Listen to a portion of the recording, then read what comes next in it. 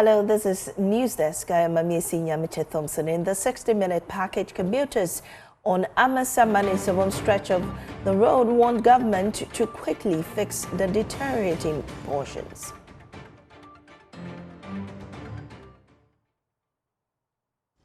Road in there very bad, bad,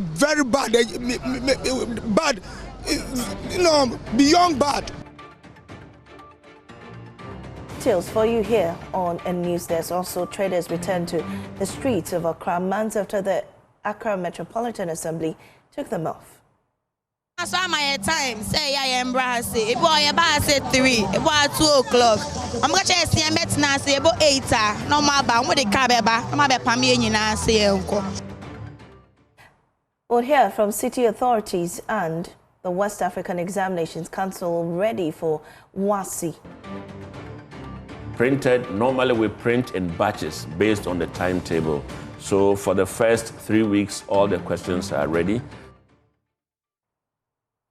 We have these plus business on our desk. Do stay, don't go away.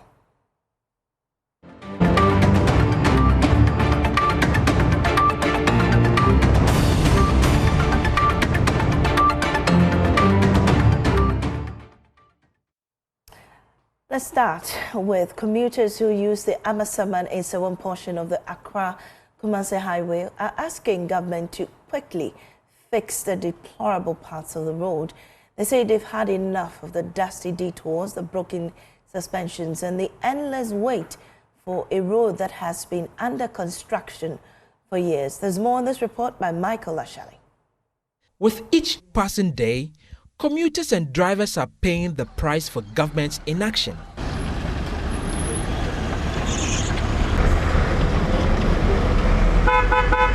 Welcome to the Pokuase-Nsawam stretch, where driving is a nightmare for drivers and commuters, and where every bump feels like a gamble with your vehicle's safety.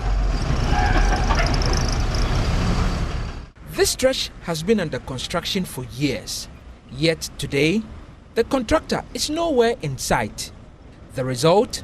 An obstacle course of potholes, forcing drivers to crawl bumper to bumper, twisting and turning just to stay on 4 wheels.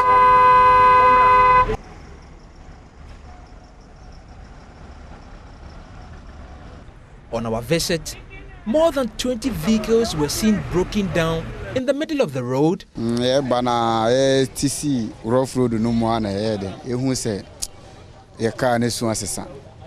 lies another broken down car, and another, and another. Vehicles, both big, long, medium, or whatever size it is, at some point in their journey to Kumasi, have to at least run through this muddy water. A very difficult situation for many of them because they don't know what exactly under the surface of that water looks like. You may as well just call it the muddy pool of death, because I've counted not 1, not 2, but more than 3 vehicles in this section alone that are broken down. They haven't moved an inch in hours. The difficulty is that no help can come to you at this particular point in the middle of a muddy pool. Darko Foster was heading to the eastern region when his car skidded dangerously close to tipping over. I didn't know where to pass. I lost traction. The next thing I realized, the vehicle was skidding, and there were people in the car, and no one is willing to help. Okay, now I'm afraid to win from 2.5 p.m. His passenger, Mary Owusu, had bought goods in Accra to sell back home. Now, they sit drenched and ruined.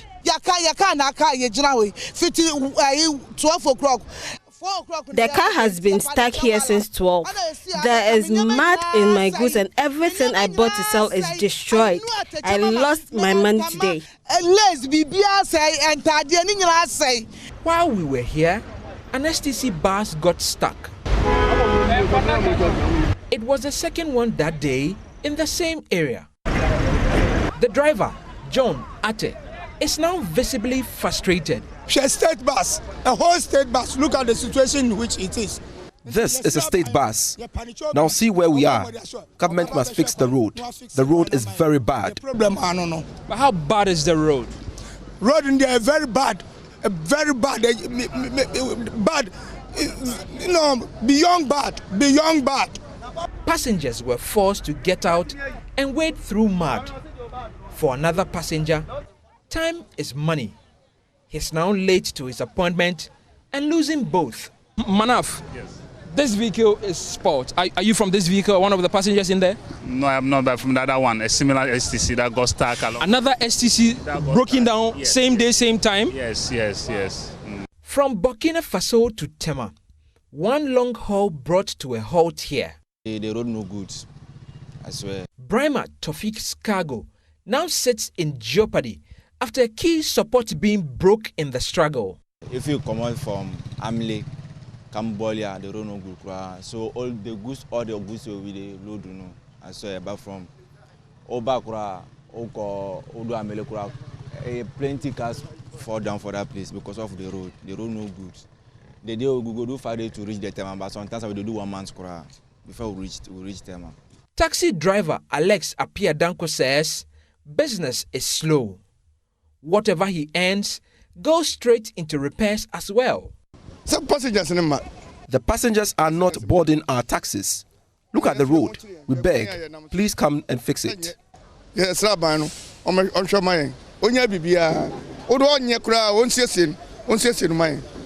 Commercial buses are cashing in.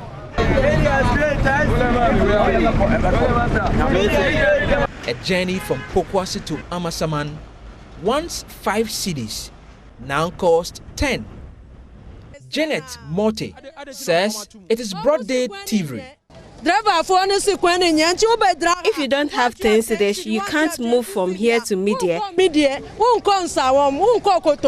Some drivers even stop mid-route, forcing passengers to pay again before continuing. Kwabenya, I am heading to Sapeman, and I had to pay another fare to continue. Ride-hailing drivers have abandoned the route altogether. Kweku Frimpong is unhappy. And because of the bad routes, sometimes when people request for Bolt and Uber and all those kind of commercial, they don't want to come to this part because of the condition of the route. And it really affects, and because of this issue, this public transport, the Trocho people, they've increased the fare of the prices exponentially. Frustrated, the GPRTU and GRTCC have announced plans to demonstrate over the bad road. Residents and commuters have endorsed it. Of course, why won't I join? Because it's really now, kids are not able to use this road anymore. And then, it's seriously, I'm even lost of words. I didn't even know the right words to use because we are on our knees. They should fix it for us. We will demonstrate. We must park the cars on the road and block it. They should try and fix it for us. The Amasaman Road is a critical stretch for trade and commerce, but the current state is crippling the economy and affecting lives. The government must take immediate action to address the situation and complete the road project. Until then, every journey here will remain a gamble. For Joy News, Michael Ashali and Anthony Menu.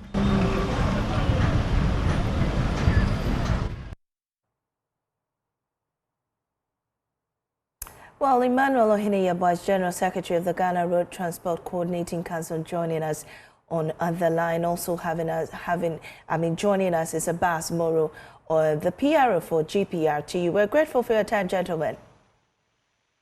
Thank you very much, madam, for having me. Right, let me start with you, Abbas Moro. You threatened to go on a demonstration sometime this week. You still stand by that decision?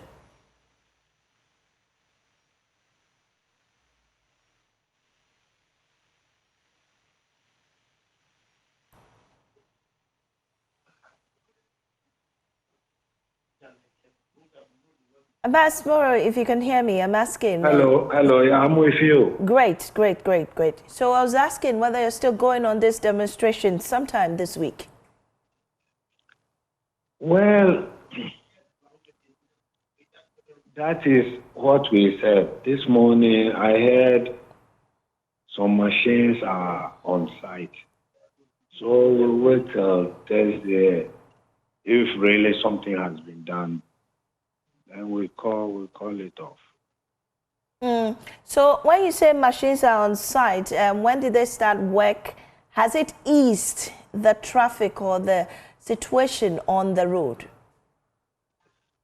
Well, I haven't been there today. I'm told this morning there are some machines on site working.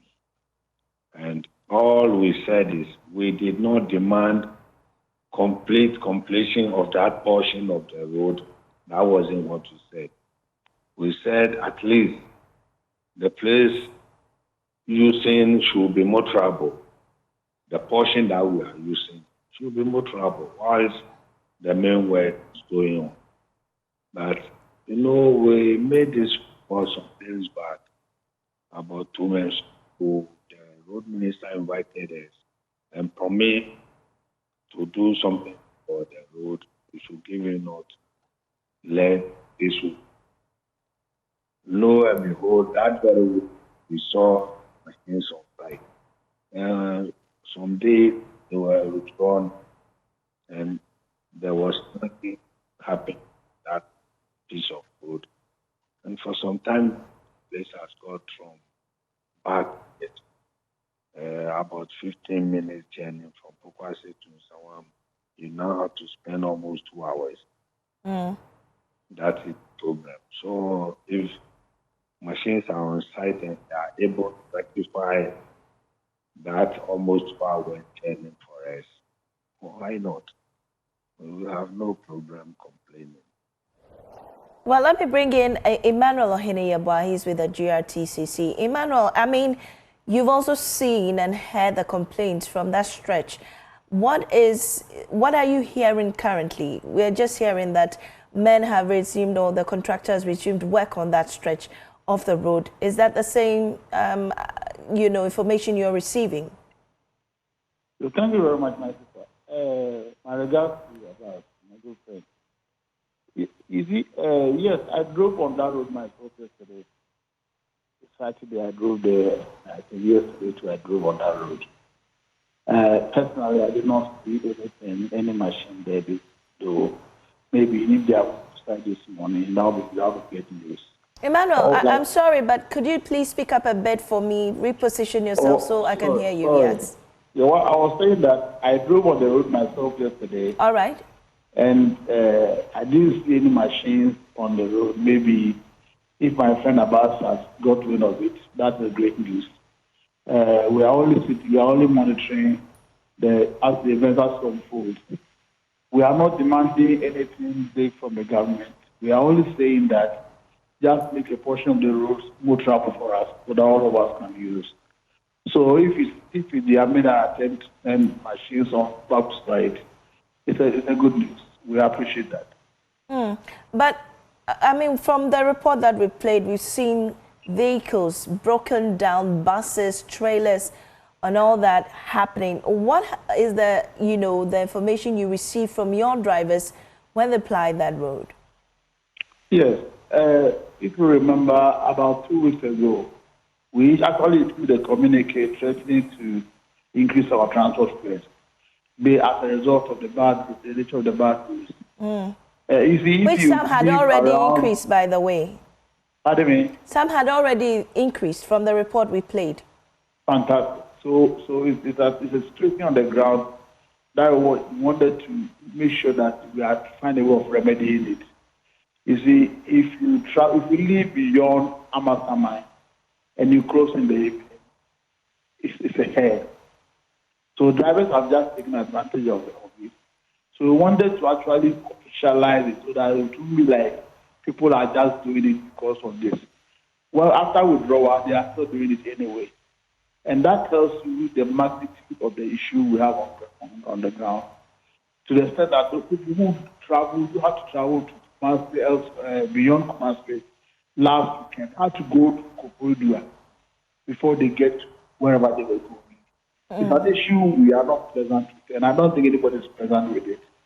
So we are only calling on the government, just do a portion of the road, so that we can make it the motor for all of us. Because if you don't do that, and in the rainy season like this, the trouble will continue coming. And mind you, commercial drivers park their vehicles for even 1 hour. The repercussion will be there. Well, have you officially engaged with the Ministry of Transport on the situation? What have they been telling you? Well, we spoke with them via the communique we issued the last time, and apart from that, we've had an engagement with them concerning the same issue. If I were to meet the following week or so, before this helicopter crash came in, so it threw government business out of order, So we are hoping maybe this week or next week we'll be able to meet him again so that we'll get a definite response or solution to this. But before we meet them, all that we are calling is that they should make at least one side of the road for us to use. Because between Pokuase and Nsawam, maximum should be 15 minutes. But if you can spend 2 hours on that stretch, that's no problem. Well, we're yet to see any, improvement on the road. But do you have any idea what led to the other contractor, not continuing with work? Mommy, this one, if I say I will be able to say anything about it, I'll be lying or I'll be speculating. And I don't want to go into realm of speculation. All that I know is that the road was under construction. It was suspended for one reason or the other. And now it's about time they resume and complete. And it's not that the portion alone. Even the outskirts of Aduejiri, Salmon Aduejiri, that is also happening. So it's an issue that government and stakeholders want to sit down and look at it physically and see how we can address it. Because if you don't do that, solve one problem here, another will step in somewhere. Right. So are your drivers still plying the road as of this morning? You say drivers are still plying the road? Yes, that's what I'm asking. Of course, some of them don't have a choice. And you see, it's a service to the nation. So we cannot just close our minds and park our vehicles whilst our mothers and fathers are on the road trying to catch a bus. Sometimes some of them wake up as early as 3 a.m. before they get vehicle to Accra or elsewhere that they are going. Maybe it'll be about 7 o'clock. And I don't think it's a good thing that we have to encourage. Right.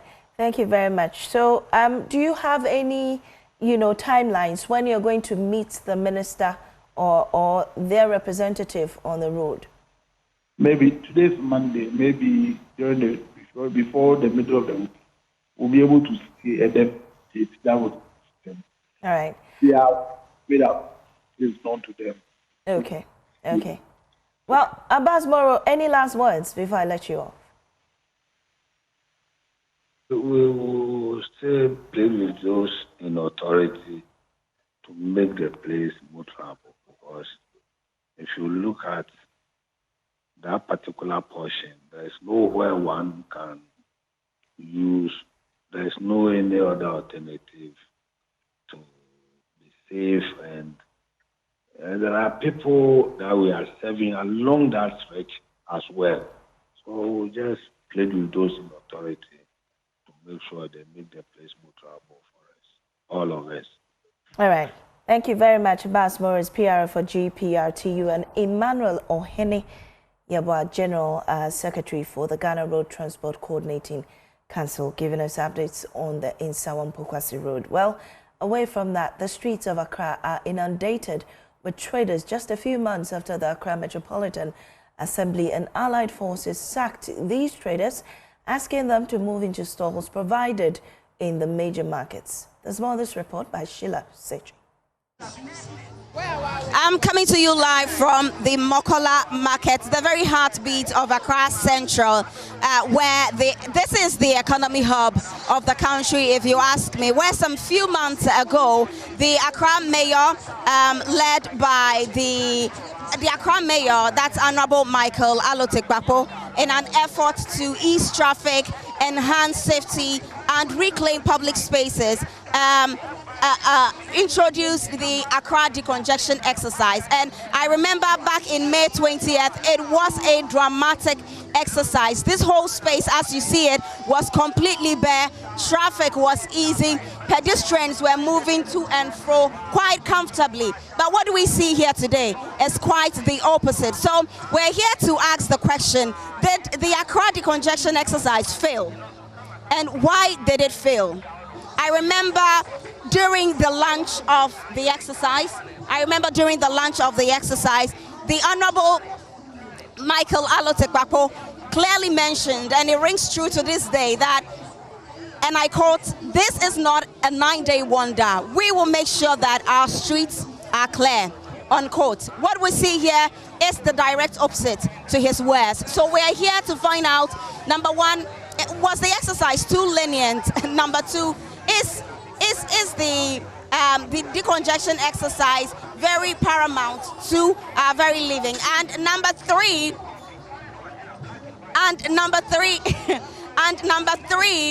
is Accra's street economy, too resilient for our survival and so therefore difficult to break? Well, we'll speak to some women and we'll speak to some people who sell in this street, because trust me, it is quite chaotic as we speak now. So Accra decongestion exercise by see you free us. Yeah, nim say aban no opre ye kwan ho. Ye nkwan ho no be ye free ha no. Yes, ye da na se opre ye kwan ho. Omusi ye mbra chire. Ya bra chire. Sister hwe baby a metene. By this time ya boy tie baba nine. Se me yo no betwam. Pe wo be ho ye me car. Obeba ha sesi a baby a me gina yo mo ma ye ngina ho mpo. Na pavement no susua. Ye nyina ntumi nkọ pavement no so. Enti se ne ya ba chire de ye sire me yo ni se railways for emma ni mema ya ton ade wo ha no yesre me yo ni se onka che me for se ye po mo chaw se nia ya ba kire a omoma ye hangi ni sa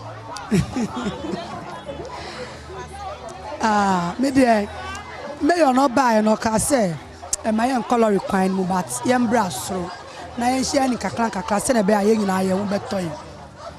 But ono boys now oni omo ye adwuma no bebre na ani abotre omo ba kiti yes o man na yeton ade en bebre na ya na ye father ya na ye mother well ntia ya omo nya abotre ma ye why o se men ton am kwa nto do na pasa na no mo atwitwiti sa me ye twititi aran 8:39 no mo start se omo tu he nto omo ma ye nja nton ade kwa age ye nya ye pia ko se mi ho side yakoko bodo so omo ntie he and say opami ye ni baby akọ so instead on ayamma ntia sre no omani yanko ye chikakra omani yanko ye chi and say omoba na ye si yanko ye chi a nkwala ni mmaya nye yi kwase yan sore so ahani supervet na ayamma ntia sre no oma yanko ye chi ana so ometwa laya ye betimi akoye chi a ye mba kwa nemu baby ko eri baby ko ntimo peda bi ma ye ni abaye haya pa ye ni blabre ye ni baby ko ntimo pe baby ma ye ne yanko ne yanka tina ho ne yanton ade na ye fe. Well, let's speak to Gilbert Nyankra, and he speaks for the Accra Metropolitan Assembly. Gilbert, we're grateful for your time on our desk. Thank you. Good morning to your cherished viewers, and thanks for having me. Great to have you. Well, Mr. Ankra, just a few months ago, you decongested these areas in Accra. Why are we back to square one? Thank you very much for the opportunity once again. Let me state and put on record that the particular area your reporter was this morning was not the Mokola market. That was the CMB area within the railways enclave. And if you look at the decongestion exercise embarked on by the Accra Metropolitan Assembly led by Mayor Michael Pokuase, actually, on specific areas. You look at areas such as the Kimbu Street, extending through Mokola, parts of CMB, Circle, Carnation, and its enclave. Mr. Ankra. Yes. But this is just near Makola, just behind Makola. Was this not part of the exercise? That's something. It is not behind Makola. Although it's within the. It's within the Makola enclave. Yes, this particular area falls within the railways enclave. Fine. It is part of the area. It's part of the Accra Metropolitan Assembly's enclave. We share border with Cloney. But I want to state that that was not the only area the exercise was carried out. We acknowledge the fact that some of the areas, there are some issues there. Just as the traders are saying, those particular enclaves, we noticed that the pavements are not that big enough to be able to accommodate them. Measures are being put in place to ensure that we get them a place to ply their trade. That's notwithstanding, on weekends, what we have done is also to give them that leverage to be able to ply their trades within the weekends, whilst we look at alternative ways. Government has assured that markets that we have within our enclave will be expanded. So we acknowledge the fact that these particular areas are quite challenging, but generally, if you look at areas where the decongestion exercise was carried out, the main purpose to ensure that there is that free flow of traffic and pedestrian movement within those particular areas we are going on. These are areas, and periodically we have our men moving in to ensure that the right thing is done. Do you have a place where you are relocating these traders to?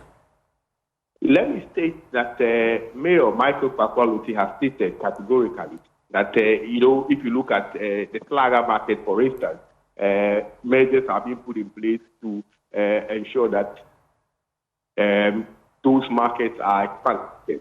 Last week, for instance, the Mayor himself visited the Mokola market, and if you look at some of the footages, some of the footages there, was quite clear that a lot more of the sheds there have been deserted and left out, being used as warehouses. So we're still calling on the traders, those who have these markets and they're using them as warehouses within the markets, to move into the market. Aside that, just as I'm saying, we are looking at expanding the market.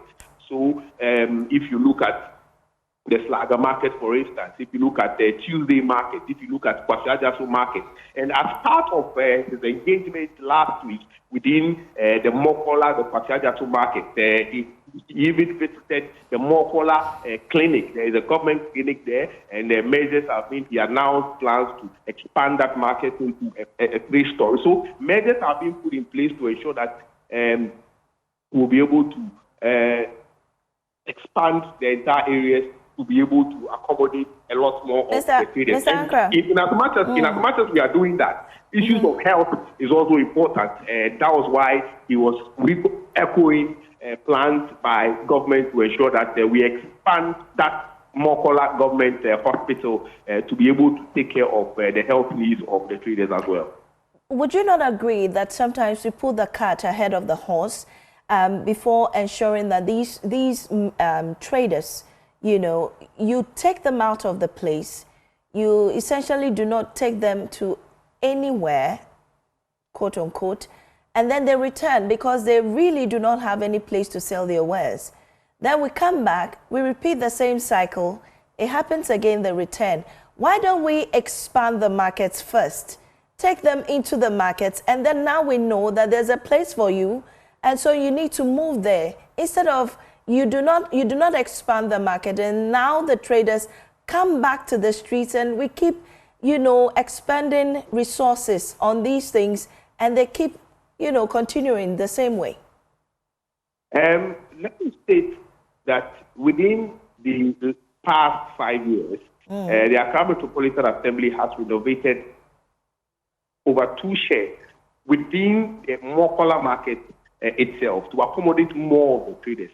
So with respect to expanding the market, it is part of the Assembly's general plan. And Mayor Michael Pokuase government has stated categorically, once again, that markets that have been left within the AMA zone, if you look at Pokuase-Nsawam market, for instance, if you look at Slaga market, measures have been put in place to expand these markets. But for the projection exercise that we carried out this year, the main focus was to ensure that the traders, and if you notice, we did not move traders off the pavement. We ensured that the pavements were redemarcated enough to be able to get them onto the pavement so that we'll have the streets to be quite free. It's unfortunate that that particular enclave happens to be that way. But if you look at the main central business district, the main areas where with respect to movement of vehicles within the central business district, all those areas are being cleared and vehicles are moving freely. All right.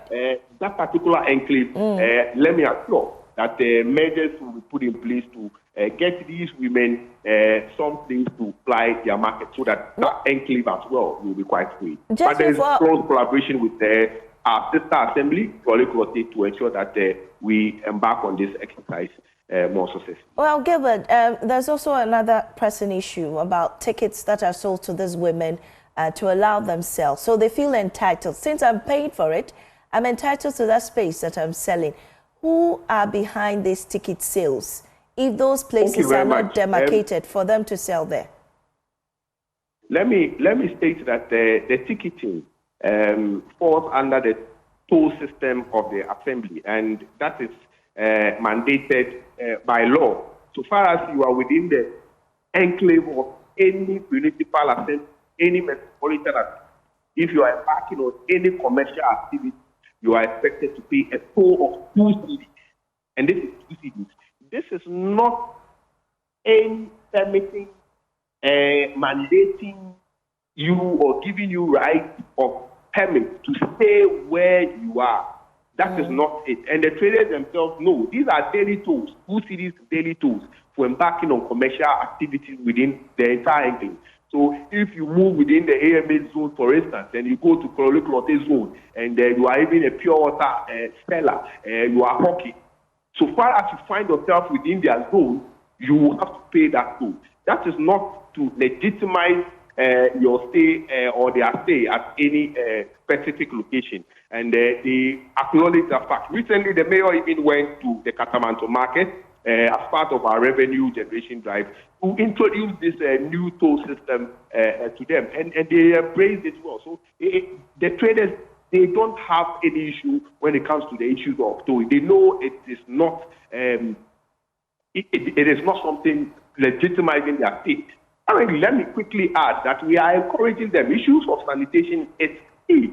And in as much as they also go about applying their duties where we allow them to be on the pavement, they should ensure that they keep their surroundings very, very clean. Right. They should organize themselves, get bins, and then collectively as a city, we need to move away from issues of littering so that we can have a clean city in as much as we are embarking on this decongestion exercise. Gilbert Accra, thank you very much for your time on our desk, and he speaks for the Accra Metropolitan Assembly. Well, in other news, the West African Examinations Council says it is ready to organize this year's West African Senior School Certificate Examination. Head of Public Affairs at WASSCE, John Kapi, has also been detailing how the outfit will conduct the exams in conflict-stricken areas. He spoke on the AM show a while ago. We have so far been able to print the question papers. We've sent also, normally for the WASSCE, the stationery goes along with the question papers. So whoever is keeping custody of the questions also keeps custody of the stationery, except for the objective answer cards, which we would present to the schools ahead of time so that the supervisors can prepare them for the exam. So we've printed, normally we print in batches based on the timetable. So for the first 3 weeks, all the questions are ready. They have been transported as we speak. Every single person has arrived at their destination ready for the examination this morning. So I would say that we've had quite a smooth process in the preparation towards the examination in terms of printing, packaging, and then dispatching our staff to the field for the exercise. So when the exams were to be, first of all, during the BEC, what we did, especially at the time, it was just Boko. So we did not have an examination depot in Boko. What we did was to have a depot at Zebila. So from Zebila, the examination officials, that is the district exam officials, would drive under police escort to Zebila, pick up the questions, go back, have the candidates write, and then return the scripts to our depot keeper at Zebila. That's what we did, and that's the same thing we wanted to replicate for the WASSCE. And then the Nalego issue occurred, and then there were also some pockets of disturbances in some schools within the Upper East in particular. Okay. So what we did was to be in touch with the local authorities, of course, with the collaboration of the Ghana Education Service. And then they told us that they had made adequate provision for security. Well, news just coming in. Frustrated students of Al-Faruk College of Education in Wenchi have barricaded the school entrance, halting all academic activities and demanding immediate action from authorities over years of neglect, highlighted by severe water crisis and deplorable, facilities, exorbitant fees, and the suppression of their student leadership. Anas Abid is at the center of the protest and joins us via Zoom. Anas, what can you report? So, as I speak to you now, academic activities has been disrupted here at the Al-Faruk College of Education, which is the only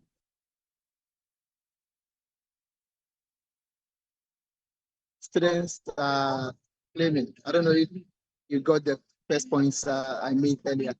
Students are claiming that they are being, charged huge amounts, and they don't see it on the grounds in their campuses, in the lecture halls are in terrible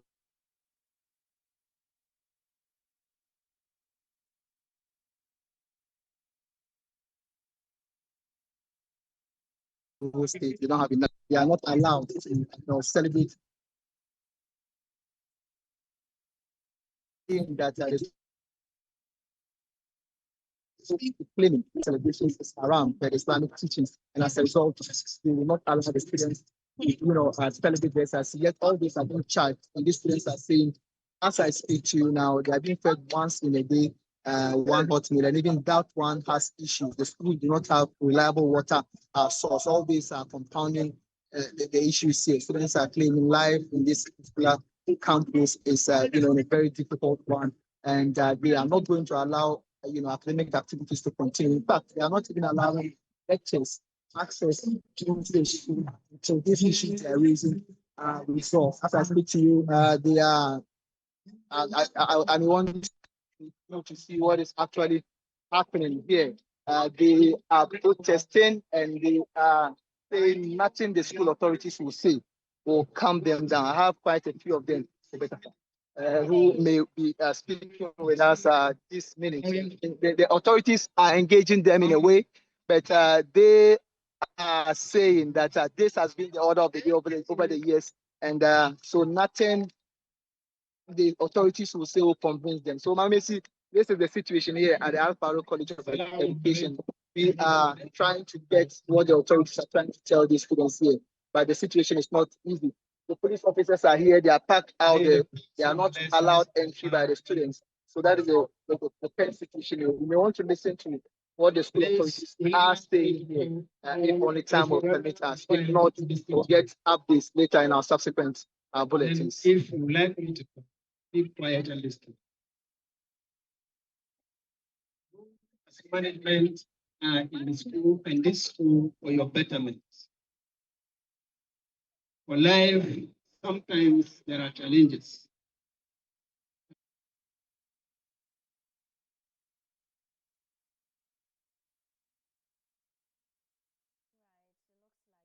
It's been great to hear what the school authorities are saying. Unfortunately, the lines aren't helping us. But we have Peter Anti on the line, joining us on the conversation for the preparedness of WASSCE, I think somewhere this week or next week. Peter Anti, we're grateful for your time on News Desk.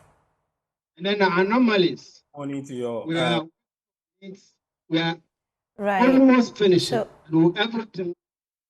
we're still hearing sounds from Al-Faruk College, where the school authorities are trying to speak to the students to calm them down. But so let's do Peter Anti in now. We'll get Anas back later on. Peter, so WASSCE says they're prepared for the exam fully, especially in conflict-stricken areas. Are you satisfied with their preparations? Thank you very much, and good morning to your viewers. I think that some papers have already been written. I know that they started the exams around 5th of August with the practicals, and I think they've also written orals for French and Arabic, and there's not an incident yet. So we would say that yes, preparations are on the way, and they seem to have control over events as they are unfolding. In terms of preparations for places where there are conflicts and violent exchanges, I believe that there's been a lot of conversation around it, and WASSCE has indicated that they are on top of the issue. They are prepared to conduct the exams at places where we were thinking there should be a change of venue to ensure that there are no interruptions in the during the period of the exams. But they seem to suggest that they have done their groundwork, and they believe that they can conduct the exams in these places. We just hope and pray that we don't have any disturbances midway, so that the students will have a very conducive environment to write their exams and then continue with their education. And just before I went to the WASSCE, I think I moved on too quickly, but we've talked about conflict in and out school campuses, with the recent one being Al-Faruk College, where the students have halted activities, they've locked up school, there's classrooms, they're not even listening to their school authorities, you know, and things happening to ensure that they get the right amenities to learn. What do you make of emboldened students not even listening to their school authorities, demonstrating to drum home a needs to have quality education? It's disturbing. It shows a lack of understanding of the current times that we are in. It exposes our education authorities of their understanding of the nature of the current crop of students and generation that they are dealing with. Move from Bolgatanga and then now to Al-Faruk. Interestingly, in Al-Faruk, we have not seen them destroying properties. We don't know how this is going to escalate, because this is the beginning. But in Bolgatanga, it was brutal, very, very destructive. They burned their libraries and other things. It tells you that the nature of students we're dealing with demands a more sophisticated kind of engagement from our school authorities. And I think that is an angle that we are not doing well. I believe that the education authorities need to now retrain our school authorities, administration officials on how to engage the Gen Zs in this, at this particular point in time. Their understanding of issues are different. Their appreciation of circumstances is different. And you do not use the old style of handling students to handle them. They would definitely rebel against whatever decision that you are bringing on board. You will need a kind of conflict resolution technique that brings the idea. Dr. Anti, you talk about sophistication, you talk about technique. Specifically what? In what way? Is it not, talking to them and telling them the real issues, how it can be done? Which other way would be sophisticated apart from that? Yes, it's about talking to them, but the time of relaying information to them is very, very crucial.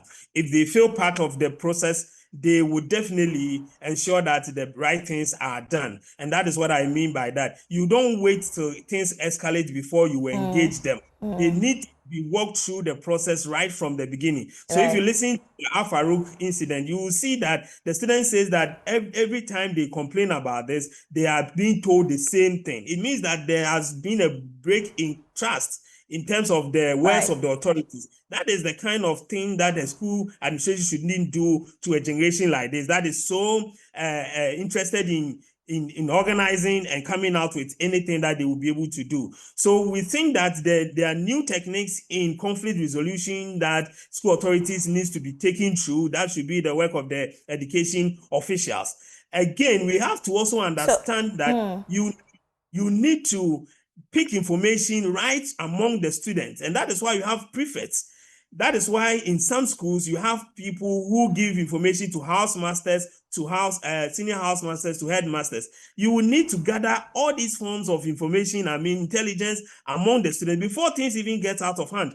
These are strategies that school authorities need to employ in order that we have a conducive atmosphere for learning. But most importantly, we need to take them through the process right from the beginning so that they trust our words and they trust our resolve to deal with the issues that confront them. Right. Thank you very much, Dr. Peter Anti. There, you're still watching Joy News Desk with me, Mamisi Nyamiche Thompson. We'll take a break and return with business.